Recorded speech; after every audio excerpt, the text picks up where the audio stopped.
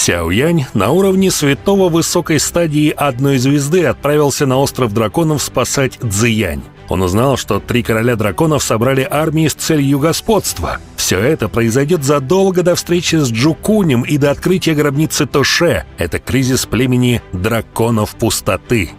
Первым противником Сяо Яня стал Сюаньмо, первый командир западного острова драконов, святой 2 звезд. Он бросил удар и столкнулся лоб в лоб с Сюаньмо. Громоподобный рев Сяо Яня внезапно взорвался над небом в тот момент, когда произошло столкновение. Сила 3 великих драконьих островов была действительно высока, среди их подчиненных находились очень сильные эксперты. Если бы Сяо Янь не полагался на тело гиганта, он не смог бы одержать верх в их физическом столкновении. Этот командир пытался сдержать Сяо Яня, пока 3 короля драконов намеревались убить Цзиянь. Сяо Янь действовал решительно. Он появился рядом с другим почтенным воином, после чего схватил его за руку и использовал его как оружие. Он жестко ударил этим почтенным воином по мнимому святому. Из-за пугающей энергии рука почтенного воина разорвалась. В то же время эксперт нанес удар по мнимому святому, а тот отлетел назад. Сяо Янь уставился на пустое пространство вдалеке. Там находилось самое важное поле битвы. Ее результат определит исход войны и окончательного победителя. Однако ситуация в том сгустке света заставила сердце Сяо Яня задрожать. Цзиянь была утомлена. Ее оттесняли комбинированные атаки 3 королей драконов. Напомню, что эти 3 короля драконов находились на 3-й звезде святого. А какой же силой обладала Цзиянь? После успешного завершения эволюции и поглощения фрукта происхождения дракона и феникса она достигла класса святого Даошен 4-й звезды. Но благодаря своей императорской родословной она в одиночку противостояла 3 святым 3 звезд. Это, конечно, впечатляет.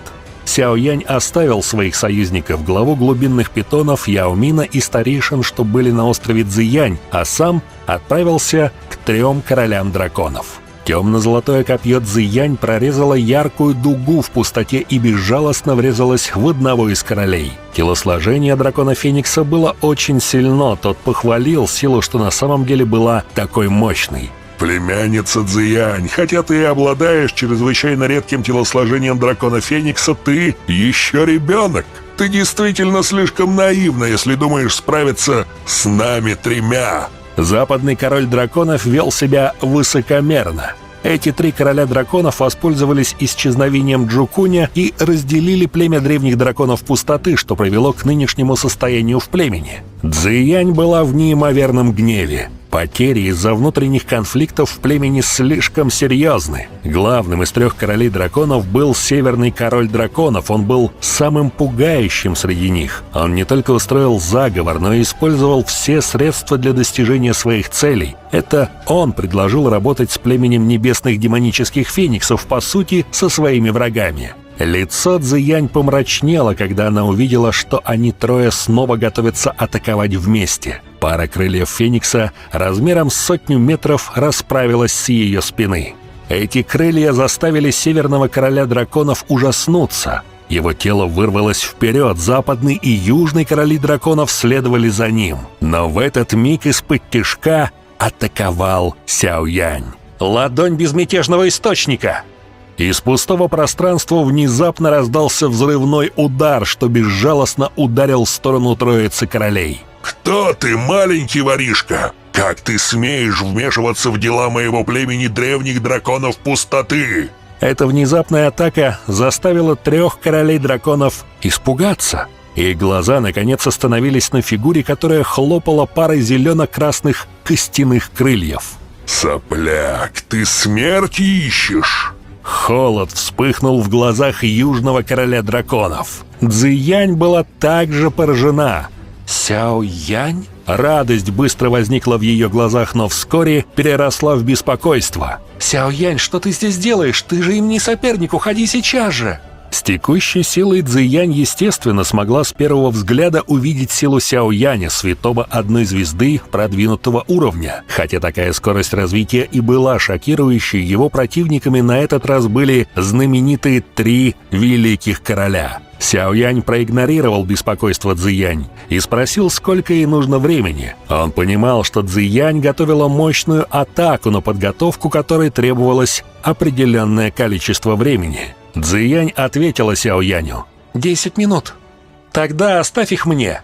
Сяоянь был уверен в своих силах. 3 великих короля драконов считались лучшими экспертами на континенте. Западный и южный короли драконов были святыми 3 звезд продвинутого уровня. Северный король драконов был еще сильнее. Он уже был почти уровня святого 4 звезд. Сяоянь начал формировать множество ручных печатей. Северный король драконов был чрезвычайно осторожен и не хотел рисковать. Несмотря на то, что появившийся парень обладал всего лишь силой святого одной звезды, он все еще настаивал на том, чтобы они 3 бились изо всех сил и убили его, но не Цзиянь. 2 других короля переглянулись, услышав эти слова. Они чувствовали некоторое презрение к осторожности северного короля драконов, но они ничего не сказали и не спорили с ним. Их тела пришли в движение одновременно. Резкие, смертельные атаки просвистели в сторону Сяояня. В то же время его духовная сила внезапно вспыхнула из его лба. Божественный гнев безмятежного источника. Сяоянь четко осознавал огромную разницу в силе между ним и 3 великими королями драконов. Он не смог бы продержаться даже и 5 минут при